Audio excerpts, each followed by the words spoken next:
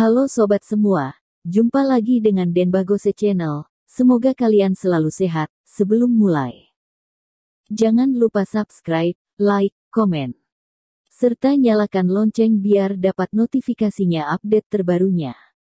Bab 1933 Perasaan Jahat. Zhang Tianchang sedikit menyipitkan matanya dan melirik Witzer Zhao, tetapi saat ini, bahkan jika ada kemarahan, tidak mungkin untuk melampiaskannya ke adik perempuan seperguruan. Jika dia ada di sini, maka pertarungan ini pasti tidak bisa dilanjutkan. Adik perempuan seperguruan, kamu. Petik 2.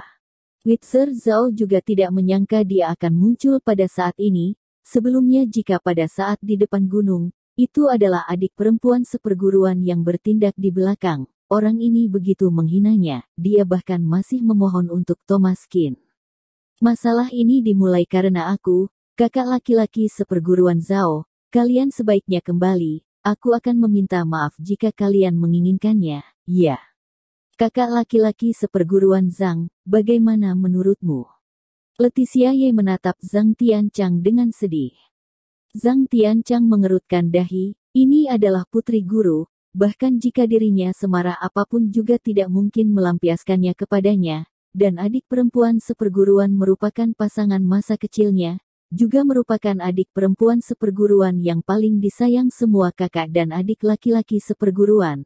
Dia juga merupakan putri yang sangat disayang guru, meskipun Zhang Tianchang agak lamban, tetapi dia juga memiliki perasaan terhadap adik perempuan seperguruannya. 8 Aiklah. Zhang Tianchang mengangguk. Pertarungan ini, mari lanjutkan di masa depan. Akan ada pertarungan antara kamu dan aku. Setelah mengatakannya, Zhang Tianchang berbalik dan pergi, dan tidak terus berhubungan dengan Thomas Qin. Karena Zhang Tianchang bukan orang yang suka menunjukkan dirinya, dia lebih suka berkultivasi diam-diam, berlatih dan bermeditasi adalah prinsipnya. Hanya dengan membuat dirinya menjadi lebih kuat, dia baru bisa dihormati dan membuat orang Yain Ingelen mengejarnya. Witzer Zhao menggertakkan gigi, bahkan jika dia tidak puas juga tidak ada yang bisa dilakukannya. Muka adik perempuan seperguruan harus diberi, bahkan kakak laki-laki seperguruan Zhang pun sudah memilih mundur. Jangan khawatir, aku akan menunggumu. Thomas Qin berkata sambil tersenyum, dia juga sedang dalam pertarungan yang seru, tetapi karena Zhang Tianchang memilih mundur, dia juga tidak perlu mengejarnya untuk bertarung. Sekarang ekspresi Witzer Zhao dan Yang Ianya sangat tidak enak, mereka hanya bisa pergi dengan muram. Kemampuannya juga telah terbukti, Thomas Qin tahu bahwa setelah dia memperluas saraf nadi, kekuatannya bahkan meningkat begitu banyak, sekarang dia sudah sangat menantikan bahwa dia akan menjadi seberapa kuat ketika dia menembus 8 nadi. Jika Thomas Qin dan Zhang Tianchang bertarung hidup dan mati, Thomas Qin tidak akan takut. Tetapi bagaimanapun juga dia baru memasuki Kunlun, dia seharusnya lebih rendah hati. Jika tidak rendah hati, dia sudah langsung pergi mencari Zhang Tianchang untuk menyelesaikan masalah garis bawah. Tentu saja, rendah hati yang Thomas Qin pikirkan sepenuhnya berbeda dengan yang Erilin pikirkan. Di depan Erilin dan para kakak laki-laki seperguruan, Thomas Qin hanya kurang bertindak semena-mena. Meskipun Thomas Qin juga pasif, namun apakah dia tidak bisa mengalah? Mengalah? Tidak mungkin. Thomas Qin tersenyum ceria dan melihat ke Leticia Ye, perempuan ini menatap dirinya dengan ekspresi merasa bersalah. Maaf, adik laki-laki seperguruan, aku juga bertanggung jawab untuk masalah ini. Untungnya kamu tidak terluka, jika tidak, mungkin aku tidak bisa melepaskan tanggung jawab. Leticia Ye menjulurkan lidahnya, sangat imut dan lucu.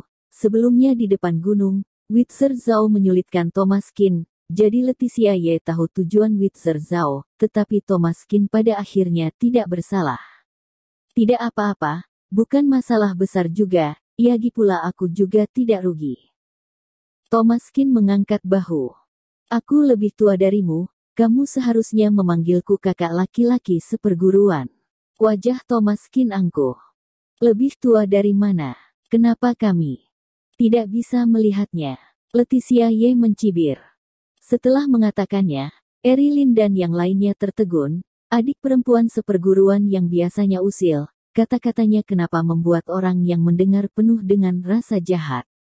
Aku lebih tua dari mana, kamu tidak tahu. Hahaha. Thomaskin merasa menang dan berkata sambil tertawa. Semua orang melihatnya. Leticia Ye sedikit merasa malu. Haiya, apa lihat-lihat, ingatlah, aku adalah kakak perempuan seperguruan, Thomaskin, nanti aku akan mencarimu Iyagi. Leticia Ye malu hingga wajahnya memerah dan lari. Erilin tidak tahan untuk mengacungkan jempol untuk Thomaskin. Kamu bahkan berani menggoda putri paman seperguruan kedua, adik laki-laki seperguruan Qin, kamu benar-benar hebat.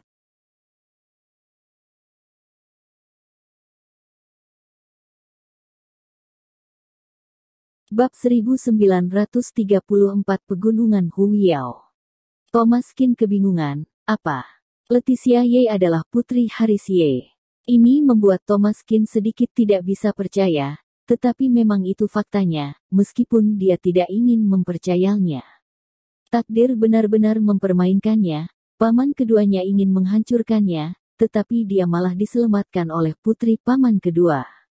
Adik perempuan seperguruan tidak mungkin jatuh cinta pada adik laki-laki seperguruan Qin, kan? Sulit untuk dikatakan, jika itu aku pasti juga menyukai adik laki-laki seperguruan Qin, dia sangat tampan, bahkan sangat hebat dan sangat berbakat, perempuan mana yang tidak suka? Haha, benar. Sepertinya adik laki-laki seperguruan Qin akan diberkati di masa depan. Kalian jangan sembarangan berbicara, hati-hati ada yang menguping, adik perempuan seperguruan adalah adik perempuan seperguruan milik kita bersama, banyak orang yang menyukai adik perempuan seperguruan dan diam-diam mengaguminya, jika menyinggung seseorang, bukankah adik laki-laki seperguruan Qin akan menjadi sasaran semua orang? Sekelompok kakak laki-laki seperguruan berkata sambil tersenyum, Thomaskin juga hanya bisa tersenyum. Kalian jangan sembarangan berbicara lagi, para kakak laki-laki seperguruan, aku tidak berani seperti itu, bukankah dengan begitu aku akan menjadi musuh semua orang? Hati-hati perkataanmu akan membawa malapetaka. Wajah Thomaskin tenang dan tidak peduli. Kamu telah lolos kali ini, tetapi Zhang Tianchang itu tidak mudah untuk dihadapi, jika adik perempuan seperguruan tidak datang, mungkin kamu akan kesulitan untuk mengakhiri hari ini. Erilin berkata dengan suara rendah. Adik laki-laki seperguruan Qin, terkadang orang harus belajar untuk bertindak sesuai keadaan dan tidak bisa bertindak sesuka hati. Kamu baru memasuki Kunlun, jika memiliki terlalu banyak musuh, tidak ada untungnya sama sekali untukmu. Erilin membujuk. Aku sudah paham, kakak laki-laki seperguruan Lin, aku juga terpaksa. Thomaskin mengangkat bahu dan berkata sambil tersenyum. Sudah larut, kalian juga kembalilah untuk beristirahat. Erilin berkata dengan melambaikan tangan. Oh iya, setiap 2 hari sekali. Senin, Rabu, Jumat, dan Minggu adalah hari di mana kita berkumpul untuk berlatih. Besok bisa berlatih dengan bebas. Ingatlah, jangan pergi ke pegunungan Huiyao, di sana sangat berbahaya. Sebelumnya ada beberapa kakak dan adik laki-laki seperguruan jatuh ke dalam jurang tanpa dasar. Semuanya sisa dari zaman es, begitu terjatuh, bahkan para dewa juga tidak bisa menyelamatkan. Thomaskin juga mengangguk dan kembali ke tempat tinggalnya. Tidak ada perkataan semalaman, dan keesokan paginya, Thomaskin tetap tidak tahan, karena lengannya terluka. Jika bisa pergi ke pegunungan Huiyao untuk mengumpulkan obat, dia pasti akan bisa pulih secepatnya. Hanya di sana yang memiliki petak vegetasi hutan perawan, dapat dikatakan sebagai keberadaan aneh di pegunungan bersalju.